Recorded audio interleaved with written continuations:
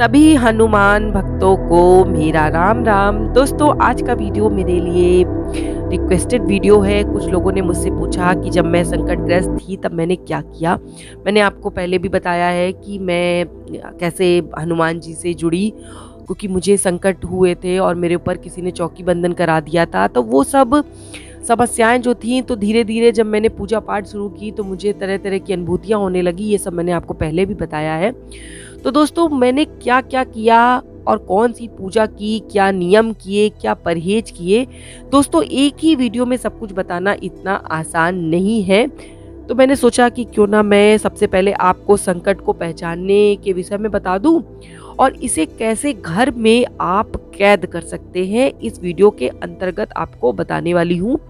आपको 2-3 उपाय बताऊंगी, सरल से हैं और बिना किसी परेशानी के हो जाएंगे और 100% आपको कुछ समय के लिए अपने संकट से मुक्ति मिल जाएगी। और जैसे ही आपको समय मिले आपको बालाजी जाना पड़ेगा, क्योंकि बिना बालाजी जाए आपको पूर्णतया मुक्ति नहीं मिलेगी।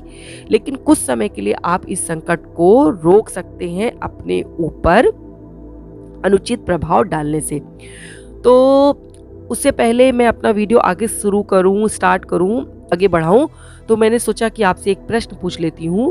तो आज का प्रश्न मेरा ये है कि आपको 4 नाम बताने वाली हूं, उसमें से हनुमान जी को प्राप्त 3 सिद्धियों के नाम हैं और एक निधि का नाम है। तो आपको निधि वाला नाम मुझे छांटकर अलग करके बताना है। तो अब आपके सामने नाम बताने वाली हूँ। सबसे पहला नाम है प्राकप्य, दूसरा है प्राप्ति, तीसरा है वसित्व और चौथा है खर्व। तो जल्दी से मुझे बताइए कि इन चारों नामों में से कौन सा एक नाम हनुमान जी को प्राप्त निधियों में से है। और पिछले वीडियो में जो प्रश्न पूछा था उसका उत्तर जानने के लिए और लोगों के नाम जानने के लिए देखते रहिए हमारा ये वीडियो लास्ट तक। तो दोस्तों, सबसे पहले जानते हैं कि कैसे पहचाने कि कोई संकटग्रस्त है। आप अगर बालाजी गए होंगे तो वहाँ पर आपने लोगों को झूमते हुए, नाचते हुए, अपने आप को चोट पहुँचाते हुए देखा ही होगा। बहुत कष्ट होता है दोस्तों जब इस तरीके से आप किसी को देखो कि ना चाहते हुए भी उन्हें वो सब करना पड़ रहा है, क्योंकि उनके अंदर बुरी शक्ति है जो वो उनसे ये सब करा रहे हैं। और उन्हें ये सब क्यों करना पड़ता है? क्योंकि उनकी पेशी आती है। और आपको अगर जानना है कि पेशी क्या होती है और कैसे घर पे भी आती है पेशी, तो मुझे ज़रूर कमेंट कीजिएगा। इसको लेकर भी मैं आपके लिए एक वीडियो बनाकर आपको पहुंचाने का प्रयास करूंगी। तो आती हूँ कैसे पहचाने। तो दोस्तों, अगर कोई व्यक्ति बेवजह ही कमज़ोर होता जा रहा है, शरीर पीला पड़ता जा रहा है, डॉक्टर्स पता नहीं लगा पा रहे हैं कि उसे क्या मर्ज है, तो हो सकता है कि वो संकटग्रस्त हो। दूसरा एक बहुत बड़ा लक्षण उभरता है कि जैसे ही आप पूजा करने बैठे कि आपको तुरंत ही नींद आ गई। देखिए, कुछ लोग सोचते हैं कि नींद आना बहुत अच्छा होता है, लेकिन आप साधना की जब उच्च अवस्था में होते हैं तब नींद आने का मतलब होता है कि आपकी समाधि लग रही है। समाधि तो देखिए पूर्णतया किसी की नहीं लगती है, बहुत ही महान जो होते हैं साधु संत, उन्हीं की समाधि लगती है। जब हम पूजा पाठ करते रहते हैं साल 6 महीने तक, तो हमें हल्की हल्की सी जो अनुभूतियाँ होती हैं, नींद के झोंके आते हैं, वो भी समाधि के अंतर्गत ही आते हैं दोस्तों। तो अगर आप जैसे ही पूजा करने आसन आपने बिछाया, आपने बैठा और आपको नींद आ गई और आप जो पाठ कर रहे हैं आप भूल गए बीच में, तो समझ जाइए कि आपके ऊपर किसी प्रकार का कोई संकट है। तीसरा का एक संकेत दोस्तों ये भी मिलता है कि आपको नींद नहीं आएगी रात में, और हल्की सी ही नींद में आपको ऐसा लगेगा जैसे किसी ने आपको पकड़ लिया है, जकड़ के रखा हुआ है कोई आपके, ऐसे लगेगा कि सीने पे बैठा हुआ है। आप चिल्लाने की कोशिश करेंगे, मुंह से आवाज़ निकालने की कोशिश करेंगे, लेकिन आप बोल नहीं पाएंगे। आपको सब कुछ समझ में आएगा, लेकिन आप उस चीज़ का विरोध नहीं कर पाएंगे। आप हल्की सी नींद में भी हो सकते हैं और हल्के से जगे हुए भी हो सकते हैं। तो ये संकट का सबसे बड़ा आपको लक्षण आपको बता रही हूँ। भूख का कम लगना, आंखों की चमक का चले जाना, शरीर के रंग का एकदम अलग हो जाना। जैसे मान लीजिए कोई बहुत गोरा व्यक्ति हो, एकदम से उसका शरीर काला पड़ रहा हो, तो आपको थोड़ा सा इस बात को लेना चाहिए कि उसे कोई प्रॉब्लम हो सकती है।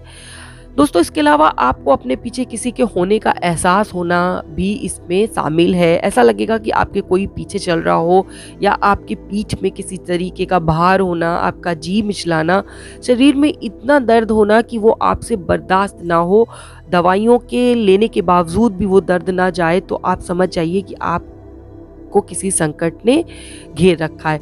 दोस्तों किसी काम में मन का ना लगना, रोने का मन करना, जैसे लगता है कि आप डिप्रेशन में चले गए हो, तो भी आप संकट से ग्रस्त हो सकते हैं। इसके अलावा भगवान के लिए अश्लील बातों का बार बार आपके मस्तिष्क में चलना भी इसी के अंतर्गत आता है, जिसे हम लोग रिलीजियस ओसीडी के नाम से जानते हैं। तो व्यक्ति जब किसी संकट से ग्रस्त होता है तो भी इस तरीके की बातें भगवान को लेकर हमारे दिमाग में बार बार आती हैं ताकि हम पूजा पाठ ना कर पाएं। देखिए दोस्तों ये सब क्यों होता है, क्योंकि जो संकट हमारे अंदर है वो नहीं चाहेगा कि हम पूजा पाठ करें। अगर हम अच्छी चीज़ें करेंगे तो वो अंदर से कमज़ोर होगा और उसे हमें हमारे शरीर को छोड़कर जाना पड़ेगा, तो वो क्यों चाहेगा कि हम पूजा पाठ करें। तो ये सब कारण आपको भी महसूस अगर हो रहे हैं तो आपको कुछ कामों को तुरंत शुरू कर देना चाहिए, सावधान हो जाना चाहिए। आपको सबसे पहले 2 कामों को बिल्कुल बंद करना है कि खुशबू वाली वस्तुओं का उपयोग तुरंत ही बंद कर दीजिए। आपको परफ्यूम, सेंट, डियो जो आप लगाते हैं, इत्र वगैरह, उसको आपको नहीं लगाना है। खाने में अच्छी अच्छी चीज़ों को आपको रोक देना है। अगर आप अच्छी अच्छी चीज़ें खाते रहेंगे, अपने आप को अच्छा अच्छा पकवान देते रहेंगे, जो आपके अंदर संकट है उसे अच्छी अच्छी चीज़ें मिलती रहेंगी, तो वो आपको छोड़कर क्यों जाएगा।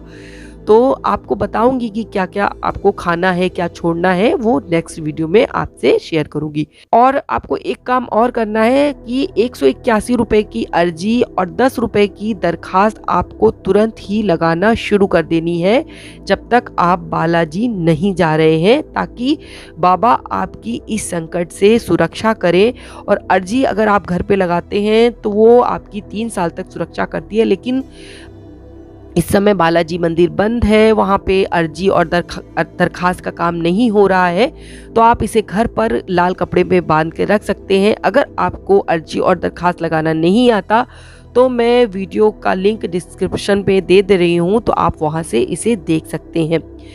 और आपको एक काम करना है कि भागवत गीता का 7वां, 8वां और 11वां अध्याय अपनी दैनिक पूजा में शुरू कर देना है। इससे भी आपके अंदर बैठा हुआ संकट कमज़ोर पड़ने लगेगा और आपको कुछ राहत मिल जाएगी।